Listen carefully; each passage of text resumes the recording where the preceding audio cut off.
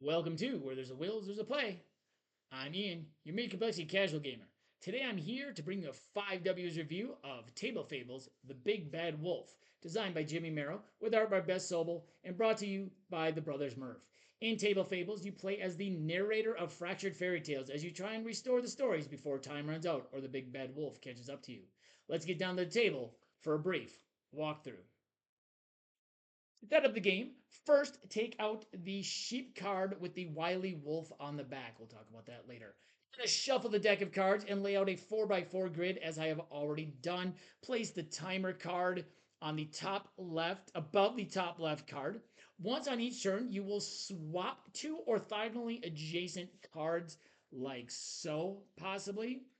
Unless there is some special ability that comes into play, like um, the House of Sticks can swap with Twiggy anywhere on the board, and um, Red Riding Hood can swap diagonally. Okay. To win the game, you must complete 3 narrative endings before time runs out. The endings are that all 3 pigs must be next to the House of Bricks. So this shuffle was pretty good as 2 of them are already there. Grandma, Red Riding Hood, and the Woodcutter must be next to Grandma's house.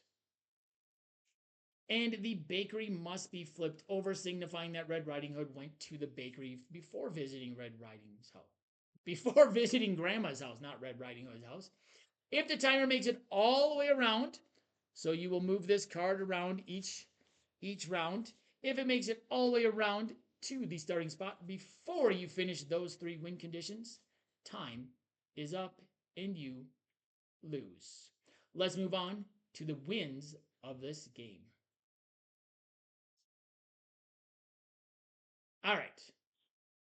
Let's talk about the theme first. The theme of this game comes through perfectly. You are attempting to unscramble the stories of the 3 little pigs by placing them all in the brick house, and Little Red Riding Hood, who's trying to get to Grandma's house and avoid the big bad wolf. And the boy who cried wolf is also there, which we will talk about in a little bit. All 3 of these fairy tales that are represented in this feature some form of the big bad wolf. So that comes through perfectly. Um, the characters interact with each other in the surroundings like they would in the fairy tales. Hayward, the youngest pig, can only move when he's near his other brothers, when he's near his older brothers, because he's the youngest of them all, so he can't move very well.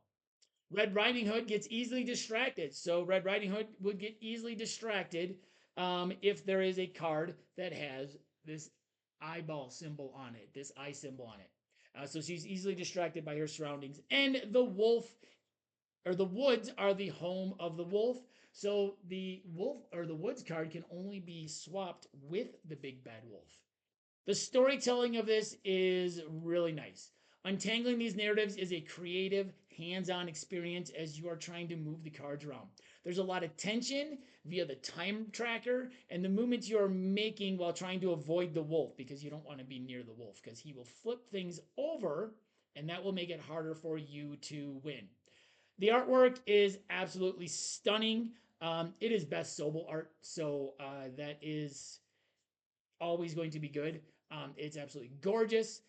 Bess Sobel is one of my favorite artists in the game industry, so her artwork on this is absolutely wonderful. Once again, this is a compact game that is easily goes anywhere with you and doesn't take up much space. There it is. You see, it's smaller than my hand. It's a very solid solo game, and the variability in how the cards come out and in the different setup modes um, is really nice. So there are 2 other modes other than the base mode. You can put in this sheep card that has the wily wolf on the back, and you place this in place of the field of flowers. The wily wolf comes from the boy who cried wolf, and adding this card adds a second potential wolf to the game. So flipping a sheep card comes with some risk.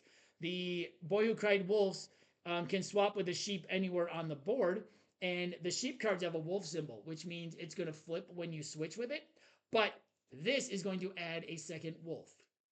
Or you can play the unhappily ever after version by flipping over the House of Bricks. To win this version, you must have no other face up to win cards and no face up cards with a wolf symbol on them. The puzzle of this is really fun, trying to figure out where to move things. I always like this sort of abstract type of puzzle where you're trying to figure out where to move things to make sure you can fulfill your goals. So let's move on to the weaknesses. I would say that most of the weaknesses that I've kind of identified are geared towards a personal preference and a person's gamer type, and not so much about the game itself. But they are good to take note if you are looking at picking this up. The replayability of this game. Um, I do think that some people will see this as a huge weakness because with a set number of story parts and only having 18 cards, 16 in the grid at a time, the timer card, and then this extra sheep with the wily wolf, the patterns of moving things could become very predictable for some players. I don't see myself doing that, but I could see some people that really pick up, oh, if I do this, then this, and they can move stuff pretty easily. So the replayability of this could become stale depending on your gamer type after several plays. The mechanics of this game, um, there's not a whole lot of depth. If you're seeking a game with strong mechanics and a lot of depth of gameplay, this game will probably let you down as it relies heavily on the narrative story that is being told. You're simply moving cards around. So there's not a lot of strong mechanics in it. But yeah, so other than that, let's get to the wrap up. If you're looking for a portable game, like I said, size of my hand here, with a good narrative puzzle that plays very quickly, I highly recommend this game for you, especially with the two other modes that you can play. But for those of you that are looking for something that has a lot more depth, longer player time, and a higher strategic gameplay, I would probably pass on it. Although I will say, if you are a solo gamer that usually plays that type of game, this game would be a great filler game in between some of those bigger games, as you can also play multiple times really quickly before getting back to a bigger game. You need a palate cleanser, you need something that to fill that time in between some big games. You want something really quick, this would be a great game for that type of play. So let me know if you've played this or what you think of it in the comments. And as always, please like and subscribe so you can see when we post new content. Once again, this has been Where There's a Wills, There's a Play. I'll see you next time at the table.